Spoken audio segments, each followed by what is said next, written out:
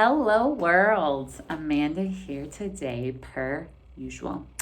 Today, I wanted to talk about money. I've had a lot on my mind as it relates to money lately, mostly because I'm planning for 2021. I've got revenue goals and I'm putting a strategic plan in place. And part of that process incorporates, part of that planning process incorporates an action item for me to sit down and journal. And part of my journaling practice is being intentional with how I want my money mind to be in order to hit my revenue goals. And so I thought might be helpful for me to share this journaling practice. And today, if you call it a lesson, if you will, I'm calling this Put Your Money Where Your Mind Is. Clever, right? Per usual, super clever. So let's get started. I had 3 things that I wrote out in this journal. 1, what did my money mindset used to be? 2, what is my money mindset today? And 3, what is my money mindset going to be moving forward to support the person I'm working to become? And for one, going back to what my money mindset used to be, I used to have a money mindset of scarcity. I used to always feel like I had no money. And part of that feeling of having no money, I used to spend and save accordingly. So I was super cheap on buying anything for myself. I did not feel comfortable spending on myself. And if I did, it was super, as I mentioned, cheap items. And what I learned in the long run, I ended up spending more money because, not to say that all cheap things are not quality, but a lot of it is. And so I'd buy all these non-quality things and then they either break a lot quicker or they wear out a lot quicker and I end up buying a lot more than I need to. The other part too, I was like not a really great tipper and I was not as generous with giving in my funds to people that probably needed it more than I wanted to be. And there's a lot of other things, but those are just some simple examples. And of course, because I'm a coach, I unpack, where did that thought come from? Where did that belief system come from? Of course, it came from my childhood. And what I discovered was, as a kid, my dad, I remember he sat my brother and I down one day as children. And he said, Amanda and Josh, mommy and daddy would love to give you the world, but mommy and daddy don't have that much money. So when we go into a store and you want something and I respond this, that means no money. And to this day, I still remember the first time and really the only time that I can remember, but I'm sure he used it more often other times after that. But like one moment I remember the first time he used that action with us and there was a toy. I walk into the store and of course I see the toy that I want. And I'm like, Daddy, can I get that toy? And he goes, Amanda, what does this mean? I said, no money. And then hit my brother and I don't know, my brother, I'm sure he was too, but like we were just very good kids in the store. So we didn't run around, we didn't have temper tantrums. We didn't ask for anything after we got that moment of this. And so that was the intent of my dad saying that. It was not even like a savings lesson or anything. The intent of this practice was just to help support our behaviors in the stores. But it's so funny how that one incident and that one comment I've taken and adopted into my life.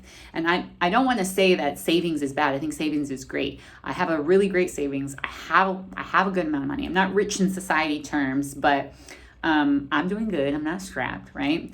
But I feel like I have reached my limit in capacity of how to grow myself when it comes to my funds and serving others because this mindset is holding me back and I'm not investing on myself. And investing on myself serves me in developing the skills that I don't have today and pushing me closer to the truth that I'm supposed to be, and again, serving others in that way that I want to serve. So there's opportunity there. And today, my money mindset is the road to abundance. I call it the road to abundance and to me, this means learning to adopt the belief that there's enough money in the world for everybody. And when I earn or receive money from people, I'm not taking money from anybody.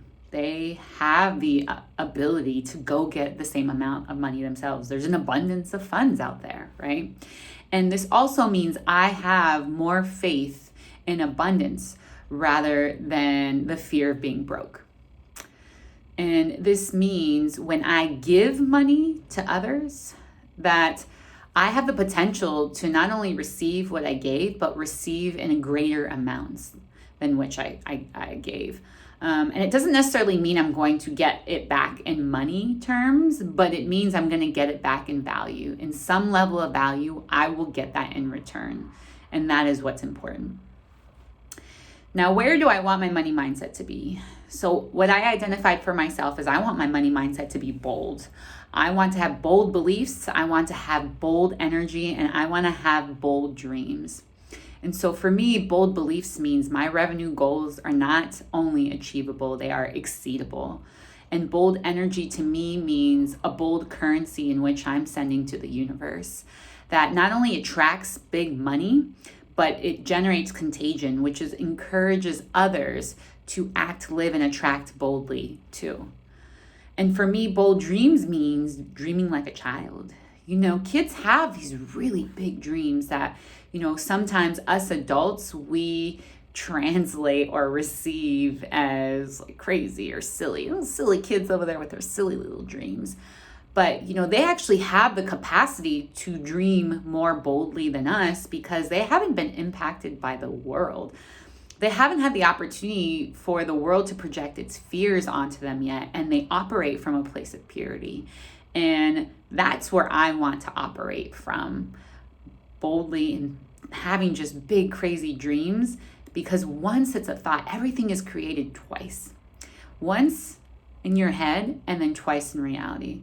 If you see these pictures up here, these frames, that inspire picture, that was once a thought for somebody, and now it's out here in my office, right? Everything first starts as a thought, and then it can come full force into reality for us. So dream big, people. Dream big. So my question to you are, what are your money beliefs? Do you think money is the root of all evil? Do you believe money is better earned rather than inherited? Do you believe you have to work harder to get more money? Do you believe the normal earnings equate to a 9-to-5 job? And if you believe any of those, which I'm sure most of you do you believe that's going to contribute to you living a life of money and time freedom? Probably not, right? But what if you believed money is fantastic? What if you believe the more money you have, the more money you could reach and serve others? And what if you believed a 7+ figure income was the normal earnings? And what if you believe you only had to work smarter, not more often and not harder, to earn more money? Check your belief system.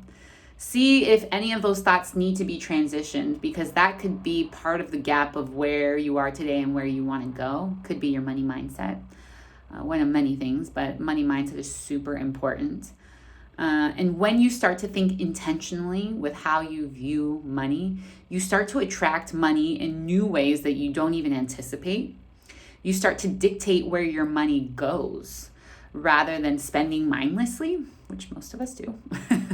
You start being more giving and generous of your money. And you start to take actions which really account for your greatness and allow you to level up your way of living. Try it. But this is all I got for today, is just kind of sharing this journaling practice. Let me know what you think on it. Let me know if you try it. Per usual, drop a comment, send a DM. But that's all I got for you. Have a blessed day.